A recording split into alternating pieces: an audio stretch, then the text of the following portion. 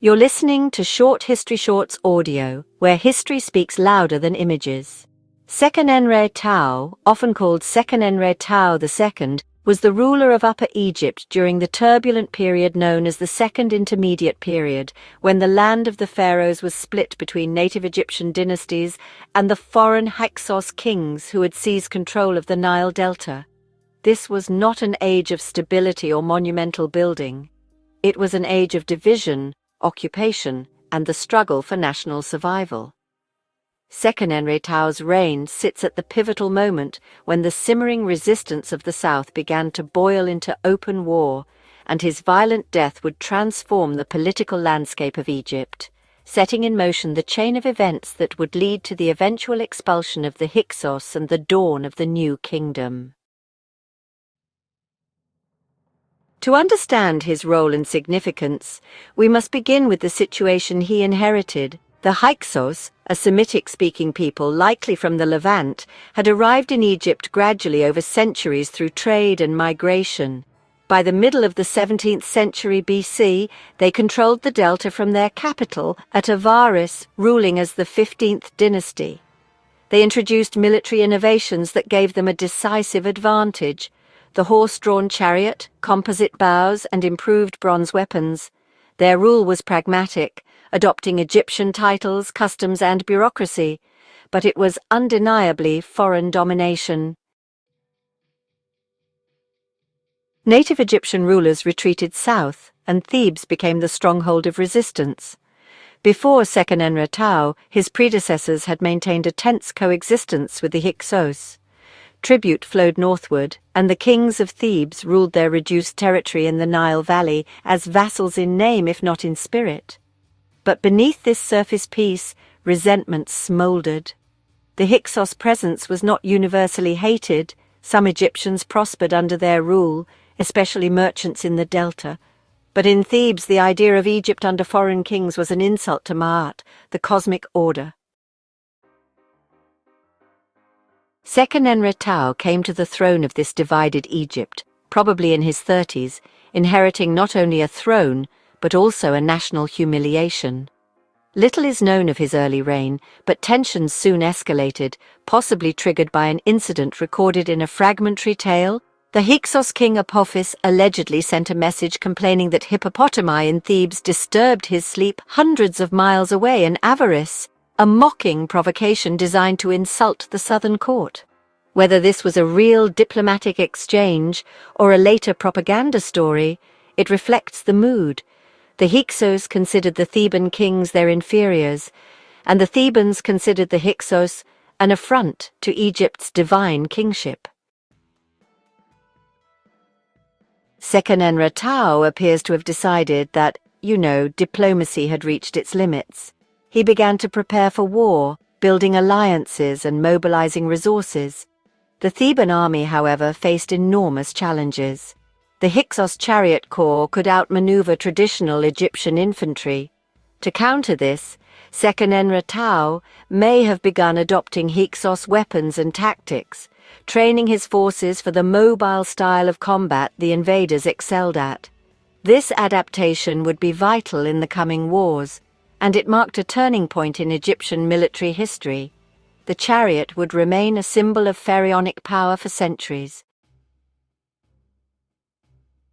The conflict between Seqenenre Tao and Apophis likely began with skirmishes and raids along the frontier between Theban and Hyksos territory, somewhere near Kusai in Middle Egypt. These borderlands became the testing grounds for the Theban army's new strategies. Archaeological evidence suggests that fortifications were strengthened, supply lines organized, and perhaps even riverine forces deployed along the Nile to control movement and logistics. But war in this period was not merely a matter of armies clashing. It was also a contest of legitimacy. The Hyksos claimed the title of pharaoh, performing the rituals of Horus and Ra. Seqenenre Tao's resistance was not only military but also ideological. He was asserting that the gods favored the native Egyptian line, that the Hyksos were usurpers whose rule was unnatural and offensive to the divine order. This ideological framing would later be used extensively by his successors in their propaganda. The climax of Seqenenre Tao's resistance came when he personally led his army into battle. The details of this campaign are lost, but the end is written in his bones. Seqenenre Tao's mummy, discovered in the Deir el-Bahari cache, bears horrific wounds, deep axe blows to the forehead, crushing injuries to the cheek and jaw, a piercing wound behind the ear, and cuts to the hands and arms that suggest desperate defense in close combat. No embalming resin filled his body, and his burial was hasty, possibly because his corpse had been returned from the battlefield in a decomposing state. These wounds tell us two things.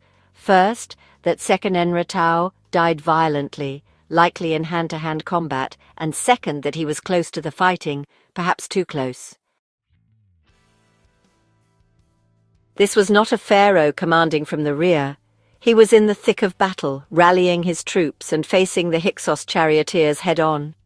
His death was a devastating blow to Thebes, but it was not the end of the resistance. On the contrary, it galvanized it. His sons Kamose and Amose would take up his cause with renewed fury. Kamose launched aggressive campaigns that pushed deep into Hyksos territory, and Amose the younger would eventually drive the invaders out entirely, unifying Egypt under the 18th dynasty and inaugurating the golden age of the new kingdom.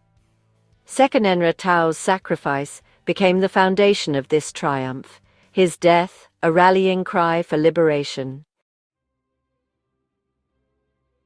In the centuries that followed, his story was retold as part of Egypt's nationalist mythos. He was the king who chose war over submission, who faced the enemy in person, and who gave his life so that Egypt might be free. His wounds, visible on his mummified face, became symbols of courage and the price of sovereignty. Militarily, his reign marks the transitional phase when Egypt began to modernize its army, incorporating foreign technology to defeat foreign foes. Politically, it was the moment when the Theban court committed fully to expelling the Hyksos, rather than coexisting. Culturally, it reinforced the enduring Egyptian belief that foreign rule was an aberration, to be resisted until the god's order was restored. Even today, the image of Seqenenre Tao, his head crushed, his brow split by an axe, reminds us of the brutal realities behind the grand narratives of liberation and empire. It was not inevitable that Egypt would rise again after the Second Intermediate Period. It happened because men like Seqenenre Tao chose to fight and die for the cause, inspiring successors who would finish what they began. In this way, the fight for Egypt did not end with his death. It began there.